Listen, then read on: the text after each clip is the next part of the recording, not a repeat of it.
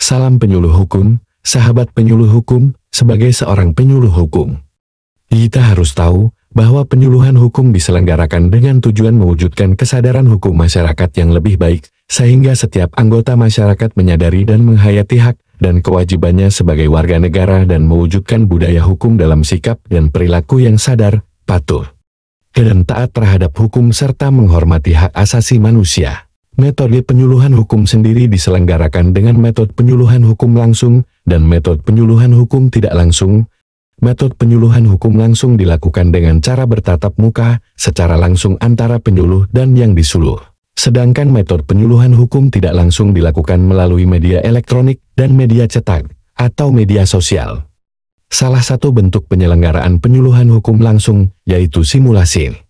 Perlu dicatat bahwa alat simulasi yang digunakan selain menggunakan beberan secara manual, simulasi dapat menggunakan multimedia atau teknologi informasi. Penyuluhan hukum dalam bentuk simulasi diselenggarakan untuk membina kadarkum binaan, desa sadar hukum, kelurahan sadar hukum dan kelompok masyarakat lainnya melalui kegiatan yang menggunakan alat peraga. Simulasi dalam rangka pembinaan kadarkum adalah permainan dengan menggunakan seperangkat peralatan berupa beberan atau lembaran bergambar, beserta perlengkapannya yang dimainkan secara bersama-sama oleh peserta simulasi, sehingga dapat memecahkan atau menyimpulkan suatu masalah hukum yang tertera pada beberan.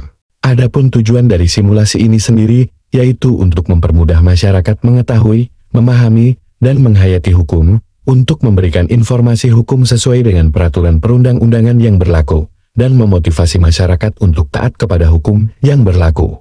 Kemudian apa saja perlengkapan simulasi? Perlengkapan simulasi diantaranya yaitu 1. Beberan atau lembaran permainan. Lembar permainan atau beberan ini memuat kolom gambar yang berisi materi hukum yang akan dibahas oleh peserta. Kolom pesan, kolom sanksi dan kolom arahan dasar penyuluhan hukum. 2. Kartu materi, memuat materi hukum yang merupakan keterangan dari gambar yang tertera dalam kolom pada beberan atau lembar permainan. 3. Kartu pesan, memuat pesan bagi peserta yang alat penentu langkahnya jatuh pada kolom sanksi. 4. Kartu sanksi, memuat sanksi bagi peserta yang alat penentu langkahnya jatuh pada kolom sanksi. 5. Alat penentu langkah, berupa benda yang mudah dipindahkan misalnya menggunakan uang logam, atau menggunakan benda lainnya. 6. Alat penentu jumlah langkah, berupa daftar nama ibu kota provinsi atau nama-nama lain yang diberi nomor urut, dan hanya dipegang oleh pemandu. 7. Alat tulis kantor.